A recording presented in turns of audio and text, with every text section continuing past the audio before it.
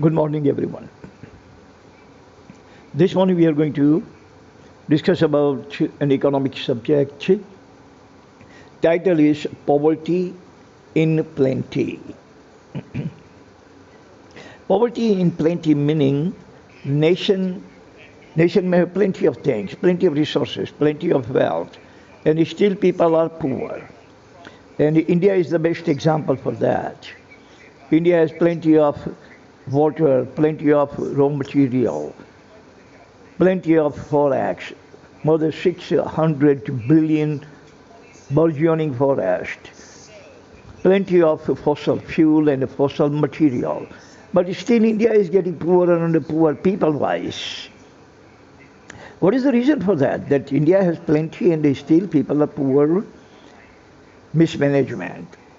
Mismanagement of resources, mismanagement of manpower, mismanagement of capital, mismanagement of forex, mismanagement of flora and fauna, mismanagement of fossil fuel and fossil material, mismanagement of water resources.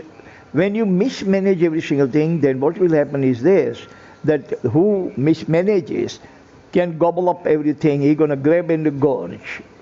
He will not leave anything for others. But he is a real manager with heart, soul, and mind. Then he is going to manage every single thing in such a way that he is not going to be starved to death, nor other people that he is managing the resources for are going to starve to death. Managing means a positive thing. Mismanaging means a negative thing. When manager manages the company flourishes. Company touches the apogee. But if manager mismanages, manager doesn't know how to manage, and mismanages the company, that company wipes out. I prepared 5 points pertaining to poverty in plenty. Point number 1 is 1 millionaire creates 1,000 poor.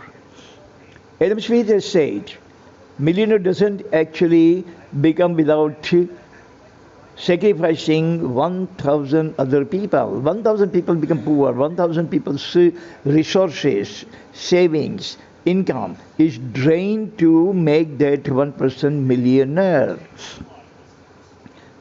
If one person becomes a billionaire, thousands of other people are going to lose their resources, lose their opportunities, lose their savings, lose their money and every single thing, because Adam Smith has said, businessmen always attempt to cheat you. And the more money the businessman amasses, the more poverty in the society is created. Unless and until that businessman like Mukesh Ambani, it reinvest and plow back part of his profit in the society, in the CSR, corporate social responsibility.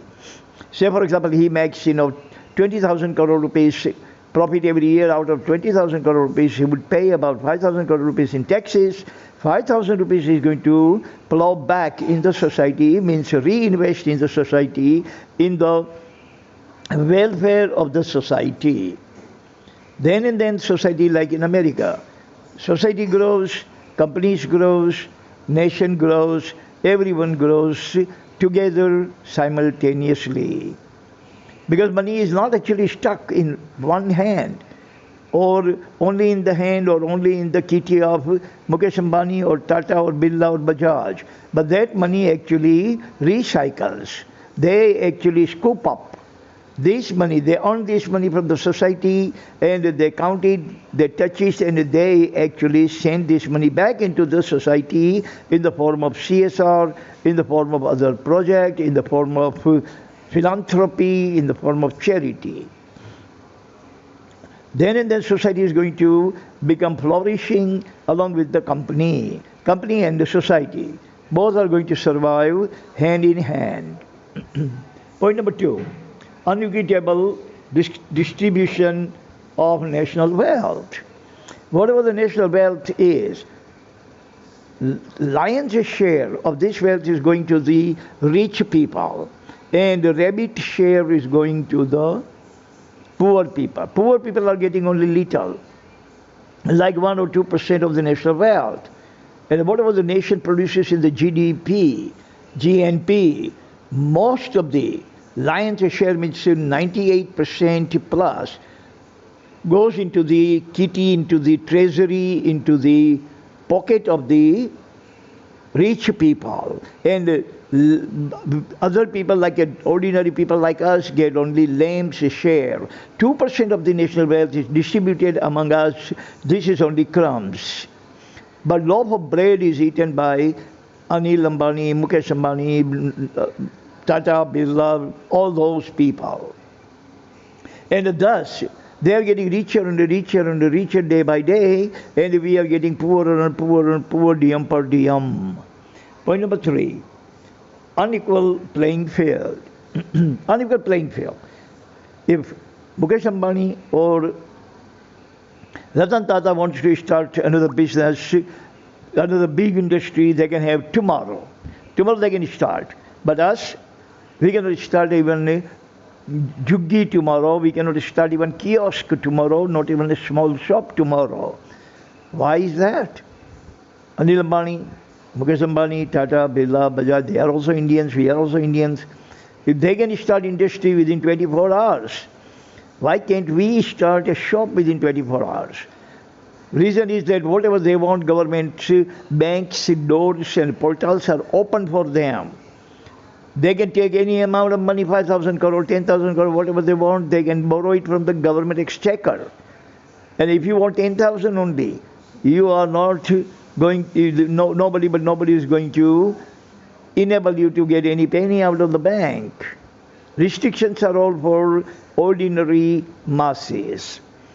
These people have no restriction, unrestricted access to resources, absolutely unrestricted access to all kinds of resources, raw material, fossil fuel, fossil material, capital, whatever they want, market, government seat, in the parliament, whatever they want. Every single thing is given to them on the silver platter. And we cannot get even a license for two-wheeler without bribing an RTO agent. Point number 4, lopsided government policies. Government policies are lopsided. Lopsided means one-sided. And most of the policies they create these policies to accommodate rich industrialists in the nation.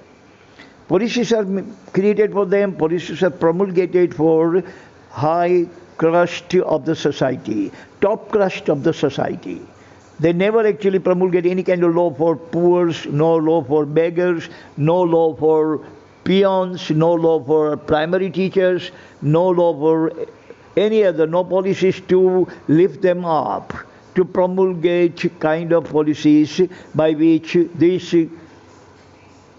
lower class or the total bottom class of the society can be uplifted. No, they never make this kind of policies. They make the policies so that it is easier for top-notch Mughals of the market, like Anil Mukesh, this kind of people can have access to everything unrestricted, without any kind of taboos. But if you are poor, you don't actually get 500 rupees loan from the bank. If you are poor, you cannot get anything, any kind of government help whatsoever. You cannot get free operation, free medicine, free COVID treatment. And if you get it, it's not a treatment. Don't fool yourself. So all the government policies are lopsided. Lopsided means supporting to rich and famous, fast and furious type of people who are actually providing lots of money to government as campaign, as the election campaign, poll campaign, and this way government washes their hands and they washes government's hands. So that is all it is. Thank you very much for listening. See you again next time. Until then, God bless everyone on this planet. Amen.